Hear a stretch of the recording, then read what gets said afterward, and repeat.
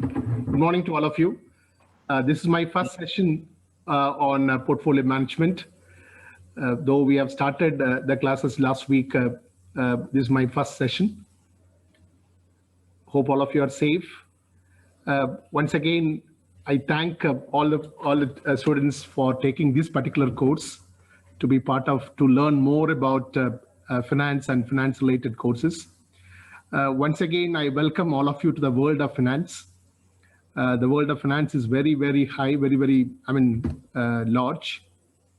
Some of your classmates, some of your senior batchmates are going to join MS in finance and accounting, because such kind of specialized courses we don't have in our universities in our country, but foreign universities have got such kind of courses, MS in digital marketing, MS in finance and accounting. So some of your senior batchmates are joining such type of courses. So this kind of finance courses provide the foundation for taking up such kind of advanced postgraduate programs.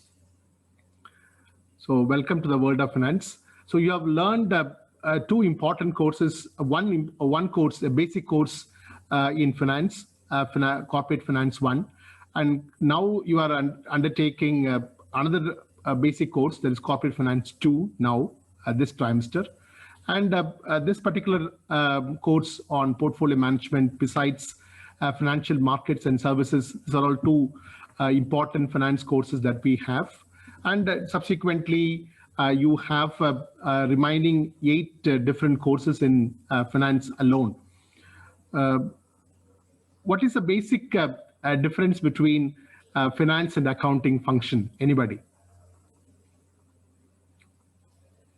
Basic different, these two functions are same, or there are certain differences? Anybody can respond. Some of you might have got up from the bed, or some of you may be lying on the bed. Yeah. Anybody?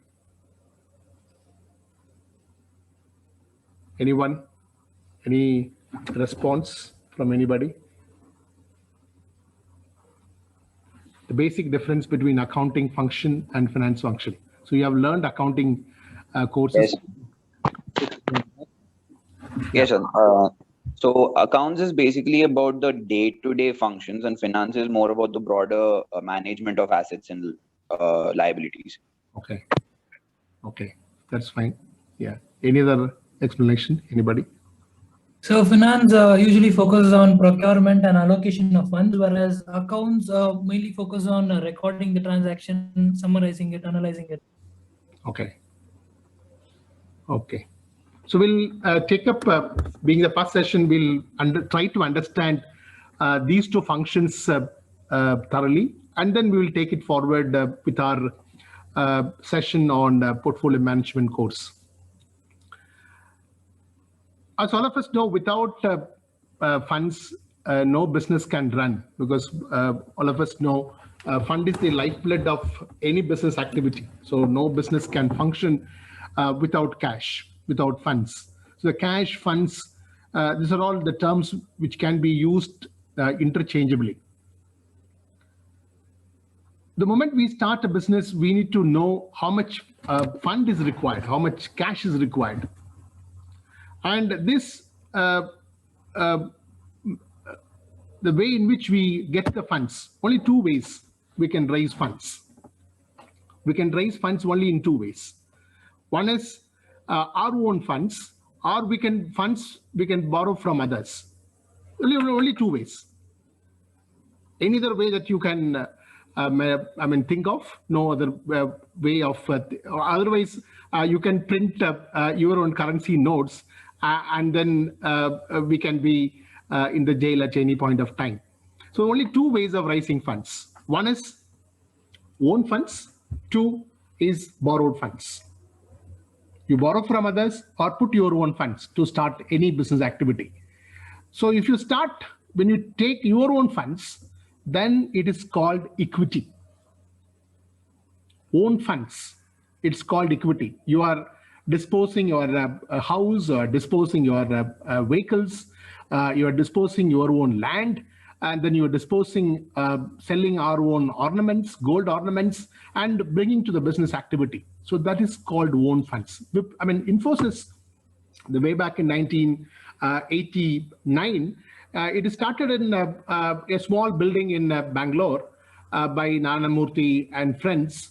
Those are from NIT Kanpur. And then he doesn't have any funds, and he sold his wife ornaments, gold ornaments. His wife gold ornaments he has sold, and he has brought 10,000 rupees to the business to start the business activity way back in 1990 by Mr. Narayana Murthy. So that is own funds. It is called, in business terms, it is called equity. Or you borrow from others. Since you can borrow from banks, you can borrow from financial institutions, you can borrow from non-banking financial companies, or we can borrow from our own friends, relatives, and our own, brothers, or our own relatives we can borrow. So this is called debt funds. So equity funds and debt funds, equity funds and debt funds. Equity fund is called own funds, debt fund is called borrowed funds. These are only two ways in which any business can raise funds. Not only, big business establishments, and of course, any individual who wanted to start any business activity, they can raise funds only these two ways. One is own funds, it is called equity funds. Number two, borrowed funds or debt funds. Now the question is, what is the proportion of these funds? So we are saying if it is only one way, you can take the 100% from the borrowed funds or 100% from debt funds. Now the question is, we have two ways in raising funds. How much we'll have to take it our own funds, and how much proportion we can take from borrowed funds. Can we go for 100% own funds or equity funds, or can we go for 100% debt funds, or can we go for 50% debt funds and 50% equity funds, or can we go for 60-40? We can go for 30-70. You can go for 25-75.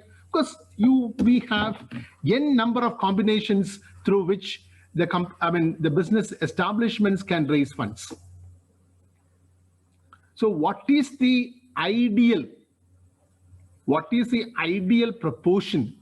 What is a standard proportion in which the business can raise funds? Anybody? Anybody?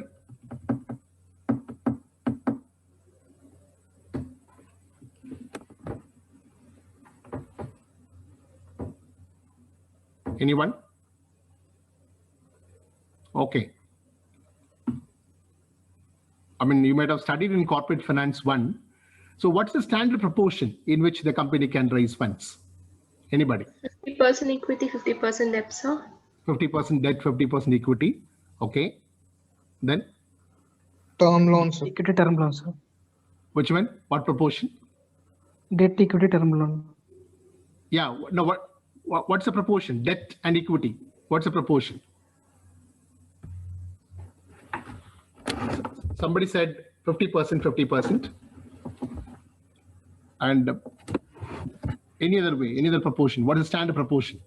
So we can take completely 100% equity or completely 100% debt, or 50%, 50%. Okay. Okay. These are all depends on various factors. So there is no standard norm. There is no standard norm for any business activity to raise funds, the proportion of raising funds. There is no standard norm. So it can be 50-50, or as she said, it can be 100% own funds or 100% equity funds. So there is no standard norm. There are so many factors which determine the method of raising funds.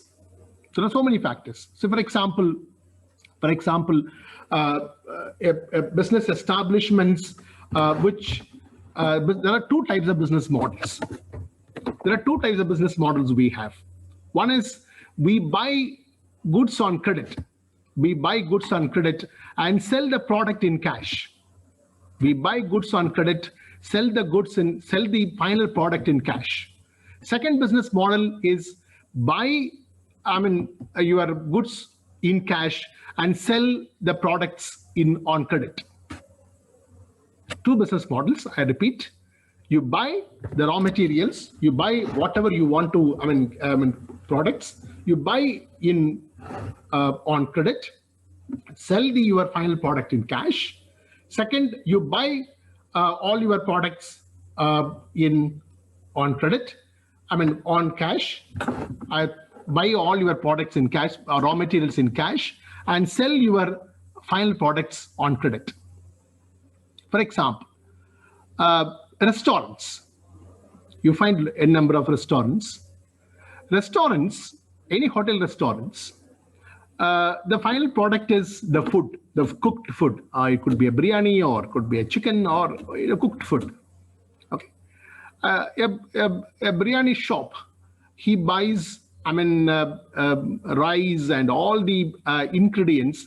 Does he pay in cash in procuring goods? Does he pay? Because he's a big biryani shop. So we have biryani specific shops we have. So does he pay all the rice and groceries, all the vegetables? Does he pay in cash and gets those goods?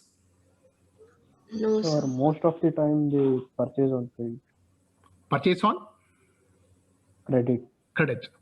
Not most of the time, all the time. All the time. Because these are all regular suppliers they have. The rice is supplied by a regular supplier and all the grocery items from the regular supplier. Okay. So they, buy all these raw materials on credit, but they sell biryani only in cash. After eating biryani, can you say, sir, can I pay after 2 days? Hello? The biryani is served. Can you say, sir, can I pay this biryani, this one after 2 days or after 4 days? Can you eat biryani on credit?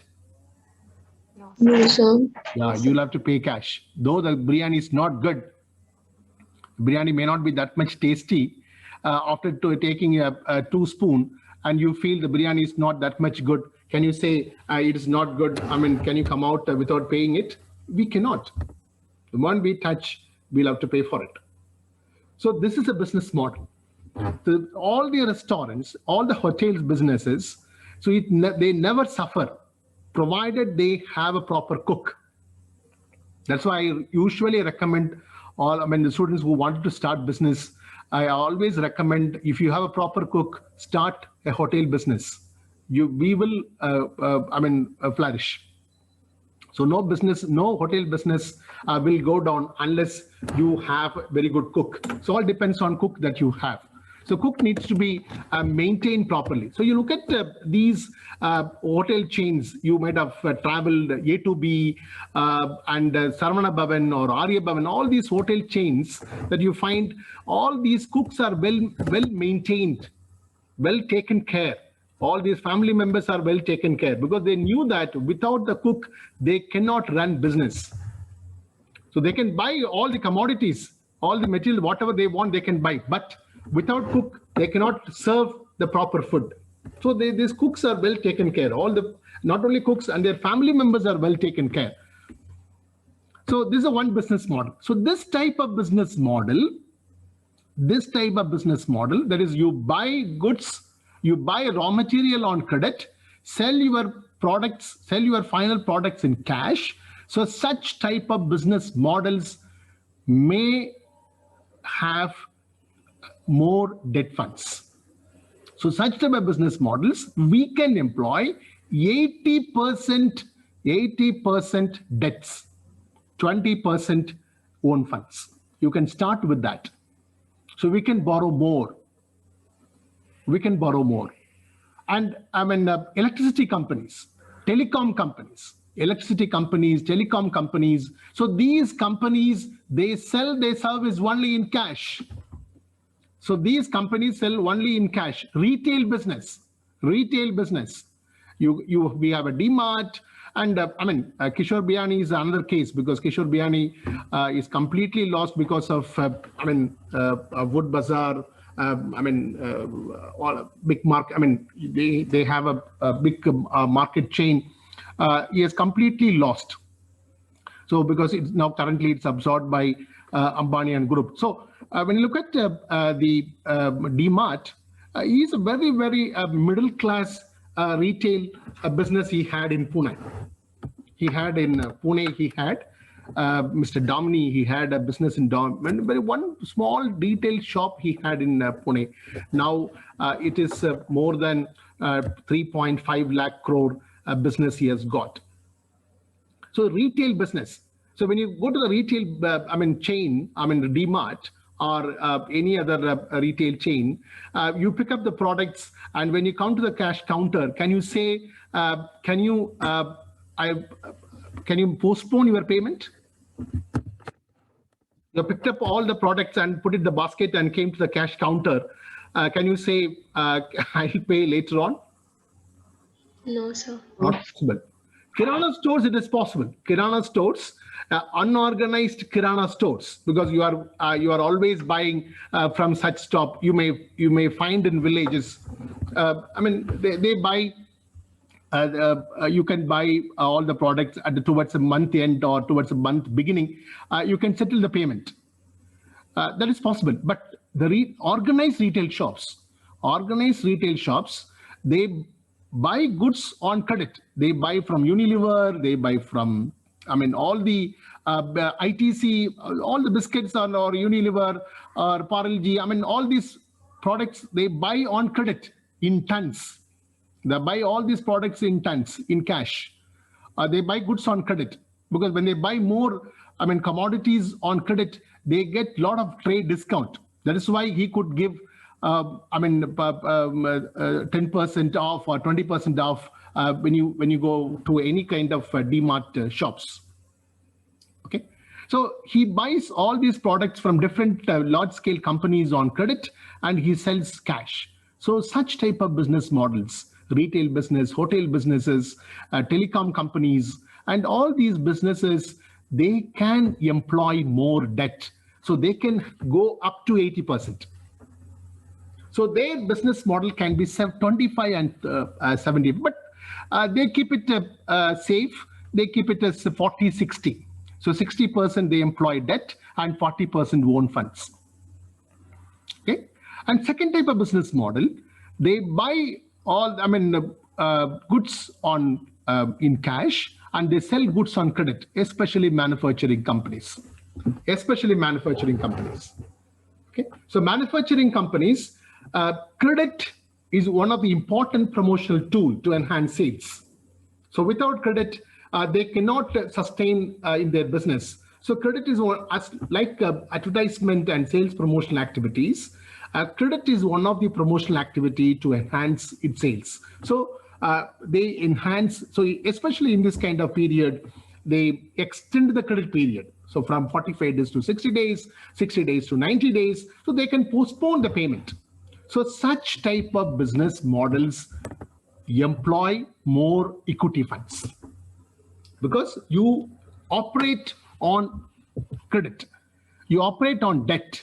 So such type of business require more own funds.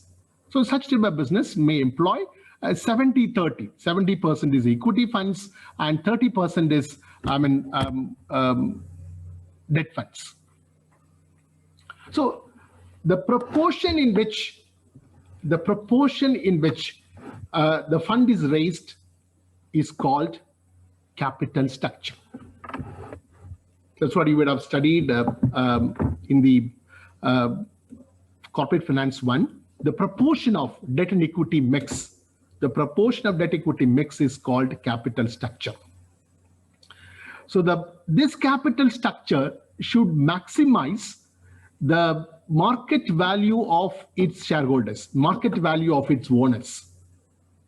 The capital structure which maximizes the market value of the owners is called optimum capital structure. So in your case study, you might have studied market price per share towards the end. So there are different options we have. So 60-40, 20, 30-70, or 50-50. We have different combinations, and all these different combinations, the combination which enhances the market value of the owners, market value of the shareholders, is called optimum capital structure. So the first function, the first finance function in financial management is deciding optimum capital structure. Deciding optimum capital structure, that is the proportion of, the proper proportion of debt equity mix. The proper proportion of debt equity mix is called optimum capital structure. So that depends on the type of business each business activity operates on. So it is not, there is no standard norm in which the company can raise its funds. So it depends on business models. So we discussed two business models. So there's only two business models we have. Only two business models we have. Or you buy goods on credit, sell goods on credit. You buy goods on credit, sell goods on credit. So you buy goods on cash, sell goods in cash. Okay, so there are four types of business models. So if you buy goods in cash, sell goods in cash, you don't require more equity funds. You can employ with the debt funds. So the moment you operate with the credit, we require more equity funds. So the first function is called the financing function. Financing function. Finance is different from financing. Finance is different from financing. Finance means funds or cash. Financing means the method of raising funds. How you raise funds. That is called financing. The first function in finance is financing. Okay, deciding proper debt equity mix. Okay, the moment we decide the proper debt equity mix, then we start deploying these funds. We start allocating these funds. So deployment of funds to enhance the return of the shareholders, because shareholders are, when the owners are putting in their funds, so their return has to be maximized. So how do we allocate funds? We allocate funds only in two ways. Everywhere, two ways only. Either you allocate funds in fixed assets or allocate funds in current assets. Fixed assets, current assets. So all of us know what are fixed assets, what are current assets. So what are the features of fixed assets? What are the features of fixed assets? Or we call it modern term, we call it as a capital projects. Capital projects. So these fixed assets investment require huge amount of funds.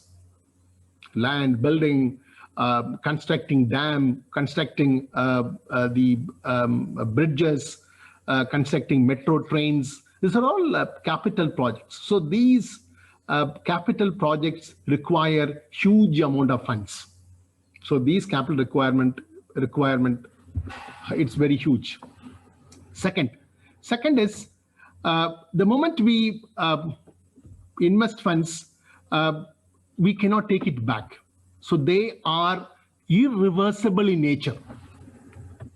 They are irreversible in nature, in the sense that the moment we invest funds, we cannot take it back immediately. So for example, Tata Motors wanted to invest in, nano car in West Bengal, Siliguri side. It was a lot of chaos and protest. Being a communist state before Banerjee has taken over as chief minister, a lot of chaos and protest. And then Tata Motors have withdrawn. They have, bought the land and they have withdrawn the projects when current prime minister was the chief minister in Gujarat. And he invited the company and started the nano manufacturing company in Gujarat. Okay, so they have taken more than 10 years to sell that land, what they have bought in Siliguri side. Okay, so the investment is easy, but selling that particular investment it's very, very difficult. So it is irreversible in nature. So once the decision is taken, it cannot be taken back. So capital investment decisions are irreversible in nature. Third, today's investment is certain. Today's investment is certain, but the return from that investment is uncertain. Today's investment is certain. I mean, we invest, say, 200 crore or 300 crore. I mean, you might have seen the metro train projects. Each one cost about 3,000 crore or 4,000 crore. Now it is coming, I mean, after 2 years, the entire Bangalore will be connected through metro train, like what we witnessed in Delhi. After 2 years, maximum 3 years, it takes the entire, we find more than 150 kilometers are connected in Bangalore through metro train. So the huge investment has been made. And this investment, how many years it will take to collect this investment? Because the only way revenue is the metro train tickets. So people have to travel and then they need to collect back the investment. So the return from that investment, it takes very long time. So we need to take these decisions very, very properly. These decisions cannot be taken overnight. So it has to be analyzed, and we need to take a proper scientific analysis we need to make, and then we need to make an investment. So there are three. And the fourth important feature is it creates employment opportunities, and thereby it leads to economic growth of a country. The economic growth of a country depends on capital investments made by corporates. So you look at any developed nations like US or Russia, because all these countries have very huge private investment by companies. So these capital investments enhances the employment opportunities and thereby leads to economic growth of a country. So the main indicator of the economic growth of a country is the capital investment it makes, the company makes, or the investment which comes from the foreign countries. So these are four important features of the capital investment. So what is more important is we cannot take this decision all of a sudden.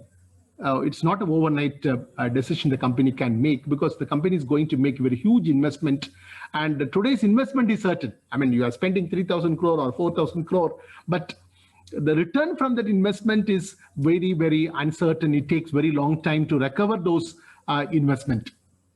So the decision needs to be made, and there are certain methods, there are certain techniques available for analyzing whether this investment can be made or not. Before the investment is made, we need to make a decision whether to invest or not. So we have certain techniques, and you may be studying in corporate finance too. So we have a payback period, and we have accounting rate of return, and we have net present value, very important method, which every company follows that, and IRR, internal rate of return. Every banking companies follows that particular technique now, and the profitability index, especially for manufacturing companies, follows that profitability index. So there are 5 different techniques available for companies to evaluate the capital investment proposals, whether to commit or not, whether to commit its funds or not. I mean, if it is negative, and the company should not, commit its funds for a long time. Okay, so they need to make analysis. So they need to forecast. This is what our presence is required for any company. We need to forecast the cash flow. We need to forecast. For example, metro train, this many number of people are living, this many number of people are maybe traveling. So this is a ticket cost, and multiply with the number of passengers who are going to travel. So 10 years, this will be the revenue. So forecasted revenue we need to make, and find out the cost today. What's the cost today? And find out the present value of the revenue, present value, because you are not going to receive the revenue today. You are going to receive the revenue after 1 year, after 2 years. So what is the value of money today? That's what we need to find out, the time value of money, because the basic concept in finance is time value of money. Basic concept in finance, time value of money, because all of might have studied in corporate finance 1. If you have any doubt, you can always ask the concept of time value of money, because very important concept. So we need to find out what is the value what you receive after 1 year today. So you are going to receive 1 lakh after 1 year. What's the value today? Because the money that you have today has got more value than what you receive tomorrow. The money that you have today has got more value than what you receive tomorrow. I repeat, the money that you have today has got more value than what you receive tomorrow, because the prices are increasing. So always we witness inflationary trend. We never witness deflationary trend since independence, and always we develop as a developing nation. We always witness the inflationary trend. So the money value is decreasing. Okay, so by using this technique, the company needs to find out whether to commit its funds or not. Okay, and the second is deployment of funds, where the second component is the day-to-day working capital, day-to-day business activity. So we call it as working capital. So the money which is required for day-to-day business. So one is the money which is required for establishing business. The fund that you require for establishing business, that is called capital investment. The money that you require for maintaining business, that is called working capital. Maintaining business, so day-to-day business activities. So we require cash that in our hand, we require cash that we have in bank, and then we have inventories, and then we need to sell your goods on credit, so you have a debtors. So these are all 4 important components of assets. So cash, inventory, and credit. Cash, inventory, and credit. So those are 3 important components of the current assets. And the decision what we need to make is, so what is the proportion of funds that need to be invested in fixed assets? What is the proportion that we invest in current assets? Okay, the first decision that you are making first is how much proportion of fund that you have to raise through debt or equity. How much fund you need to raise through debt or equity? How much percentage?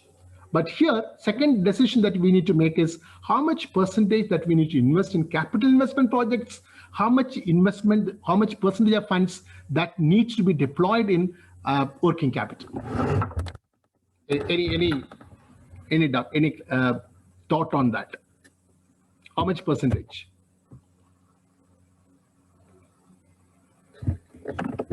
So you have, say, 10 crore. So how much we need to invest in capital investment projects? How much we need to invest in working capital?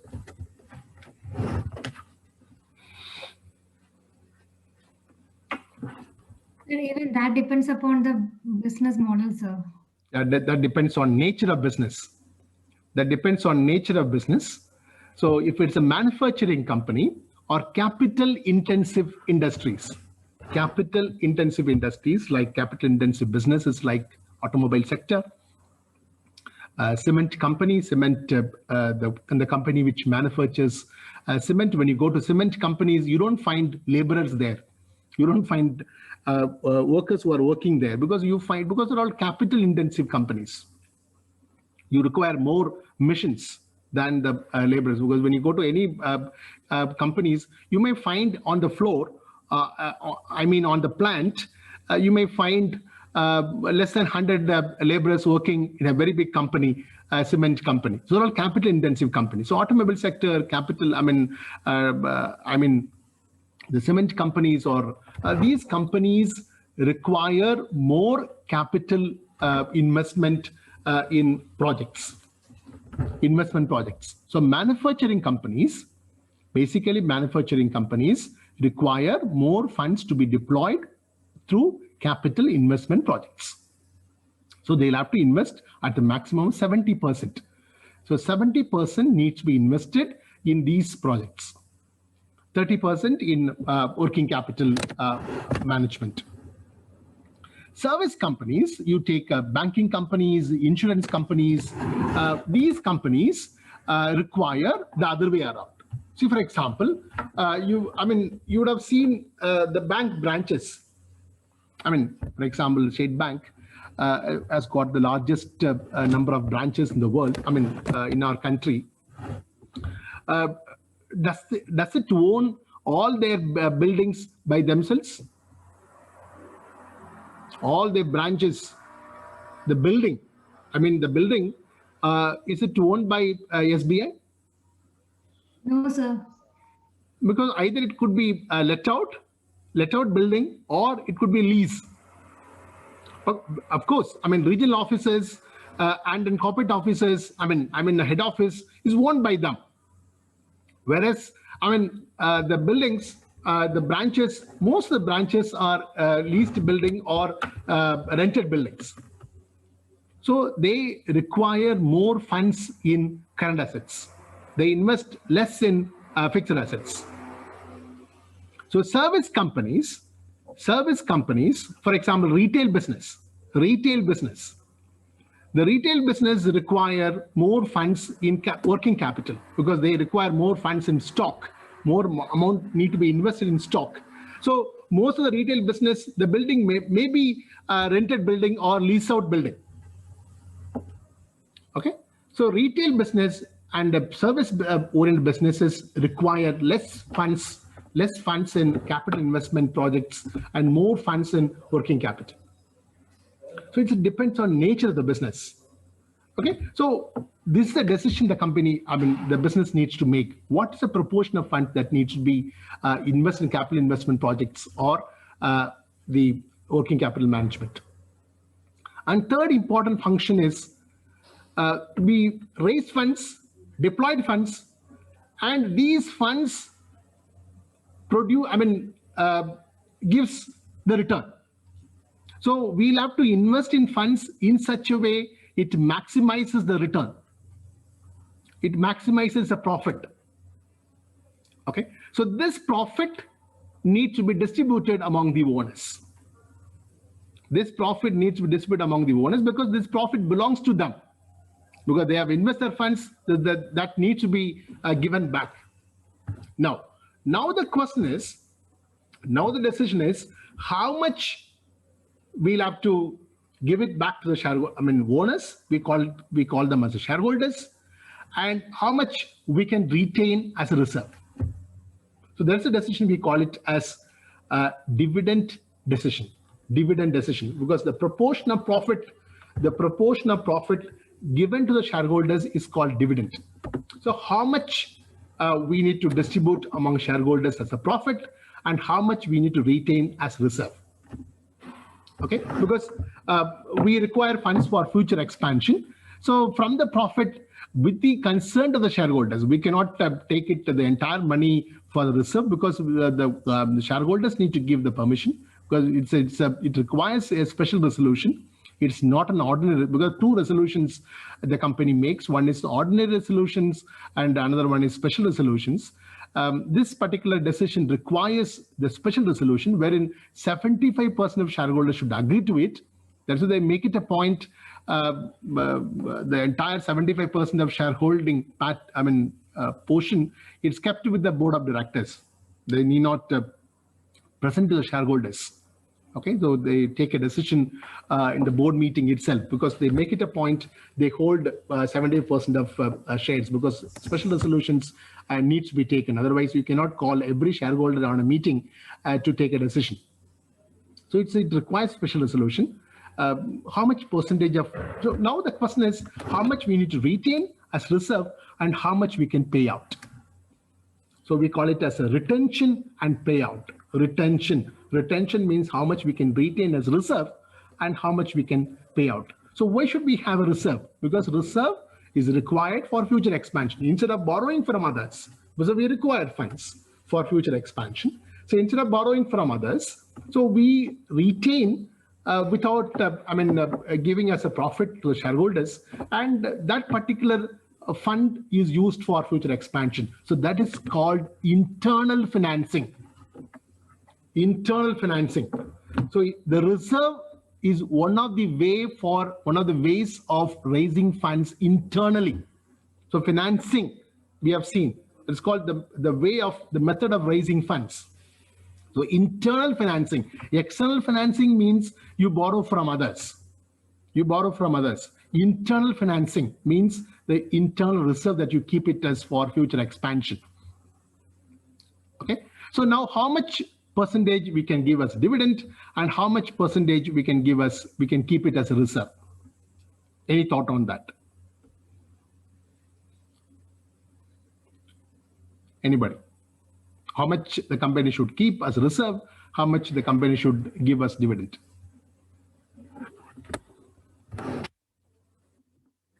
Anybody? Any thought on that? Sir, is it based on? Based on? Based on?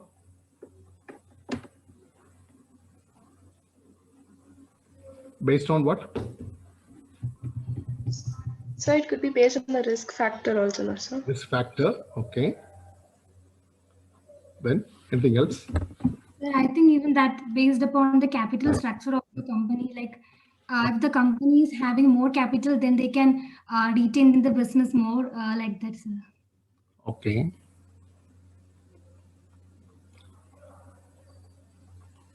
That depends on the type of company.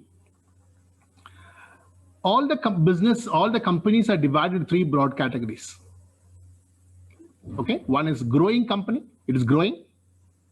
Another one is declining company, the company is declining. The company is normal. How do you say and the company is growing? I mean, you have a, what is that? You have a fever, and what is an indicator of a fever? Temperature. So you keep the thermometer and then you keep the level.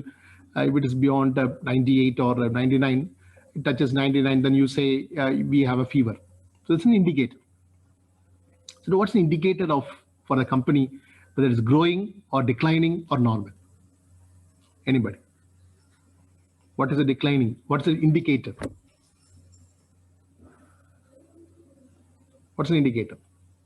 Sir, if the profit of the company is decreasing, then we can say it as a declining company. So for example, this year the profit is decreasing. Can you say that the company is declining? Continuously, the company is incurring loss. What is that? Continuously, the company is incurring loss. Incurring loss, okay. This year the company is incurring loss, and next year the company is incurred a profit. Can you say the company is declining? Otherwise, we can say that based upon the expansion of the business. Now here, when we say in finance, whatever we say, it must be specific. So if we retain less than whatever we capitalize, then you can say. Yeah, you are close to that. Yeah.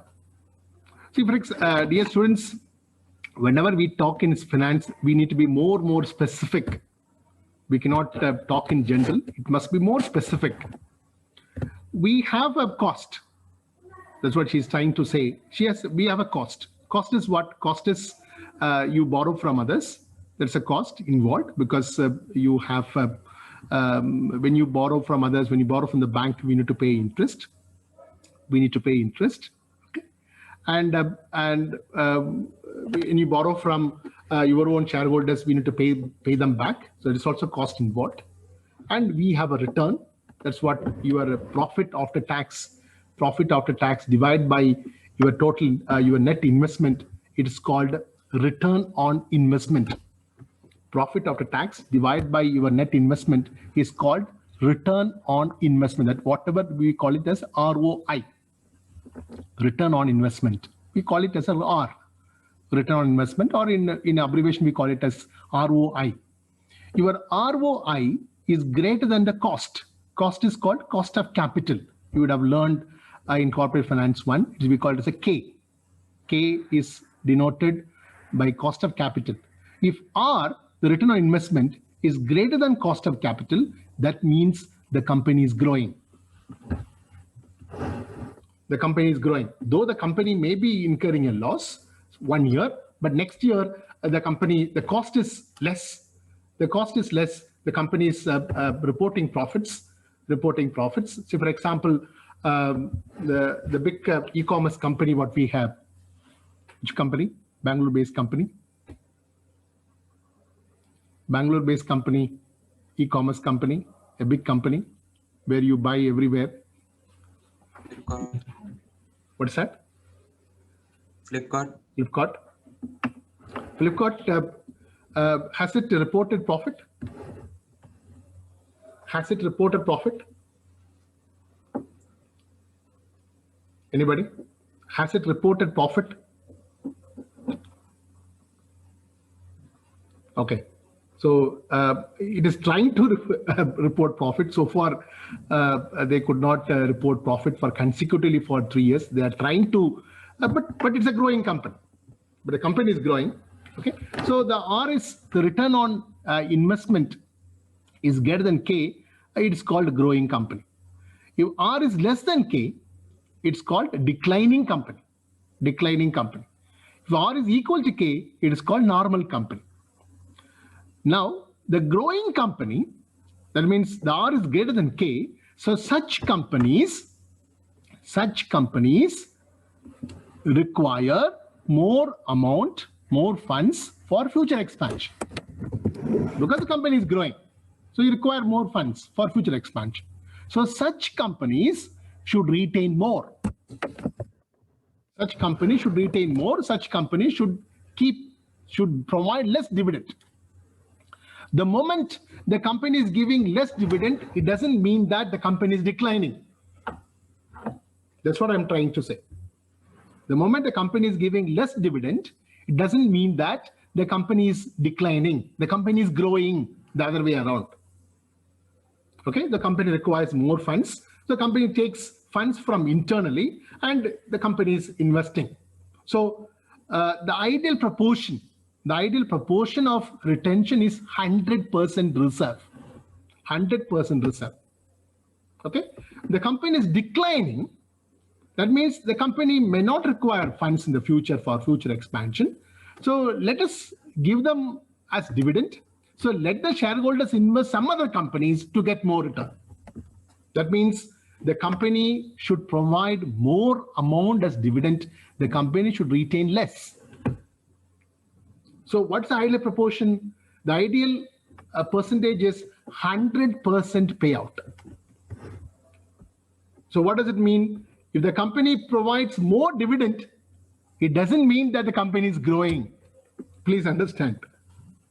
The company is giving more dividend doesn't mean that the company is declining. The company is growing. The company starts declining. But I mean, a growing company cannot keep it as 100% as reserve, because the company should provide some amount as dividend for shareholders. So the company can take a policy of 90% or 80-20. 20% the company can give us a dividend. 80% the company can keep it as a reserve, or 70-30. So the more the company retain, the expansion will be faster. The declining companies should provide more dividend because the company doesn't have any growth opportunities. So let the shareholders invest in some other companies to get more return. Okay, and the normal companies can decide. I mean, they can decide whatever the proportion they can have. Okay, so that's the decision the company has to make. What's the proportion of funds the company has to retain as reserve, and company what's the proportion of funds the company should pay as dividend. So, dear students, three important decisions, three important functions that we have seen. One, financing function.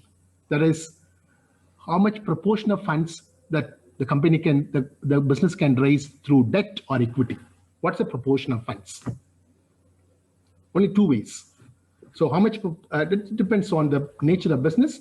That depends on the business models the company operates.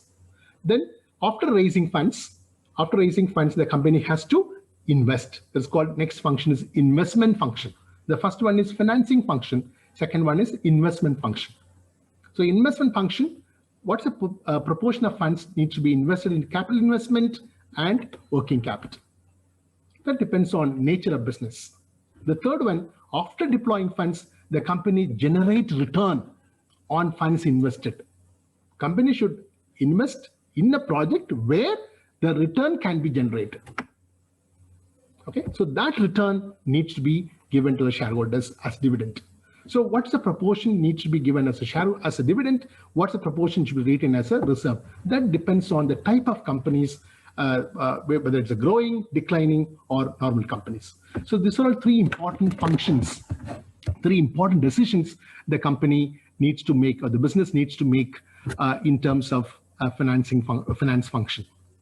Now, what is the basic difference in accounting?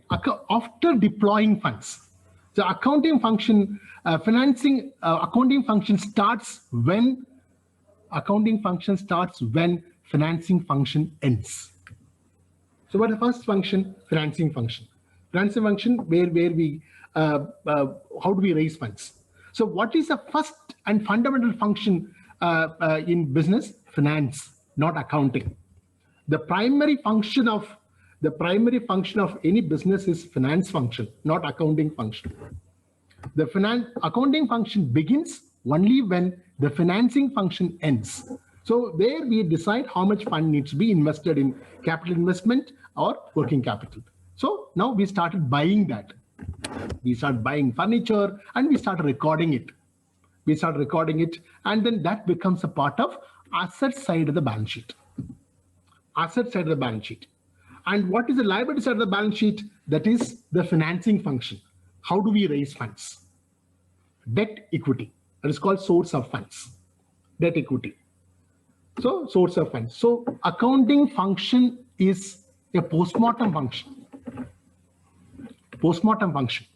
Whereas finance function is the forward-thinking function, the future-looking function.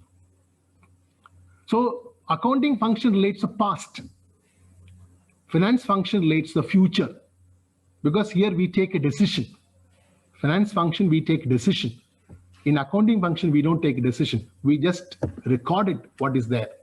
And then we prepare our accounts and then reporting to the profit to the external stakeholders. External stakeholders are government, the general public, or our own shareholders. So it's a post-mortem function. So accounting function begins only when financing function ends. The financing function is a futuristic, it relates to future, and accounting function relates to past. So it's a post-mortem function. So in a big companies, our role for as a manager is not an accounting function. We relate to the financing function because it relates to decision making. Financing function relates to decision making. Every time we take a decision, so management is taking decisions. It is not implementing decisions. We need to take a decision. Okay, so management function relates to taking a decision. So this is a very important function, a difference between finance and accounting.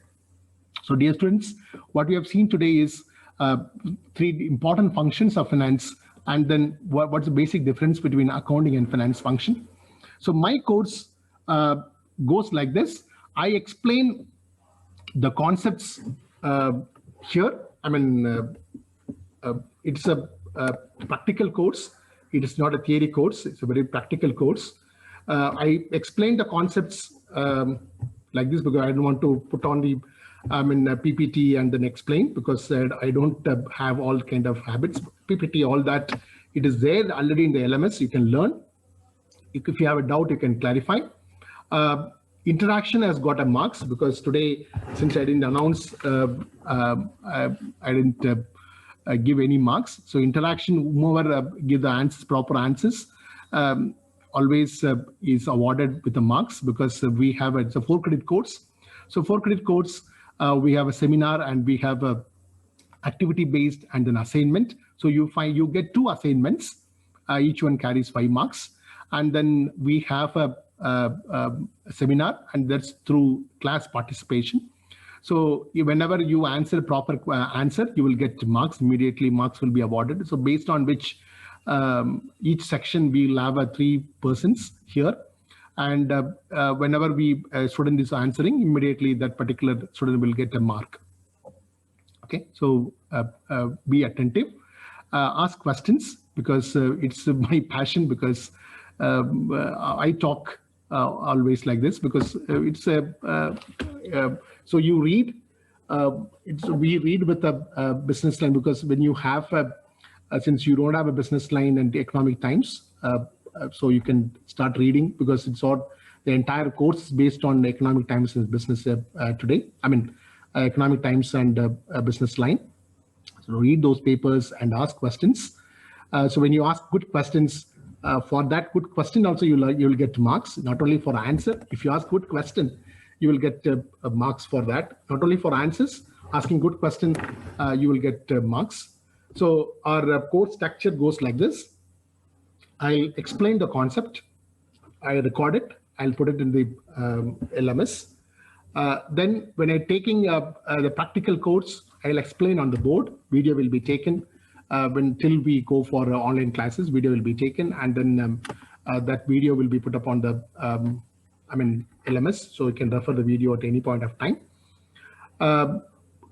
We'll go with the live examples. So I don't take textbook based cases. We'll go with the live examples. Prices, we take live prices, we'll take, and then we'll tend to study and tend to learn from that. So it is not covering syllabus. It is not about getting marks.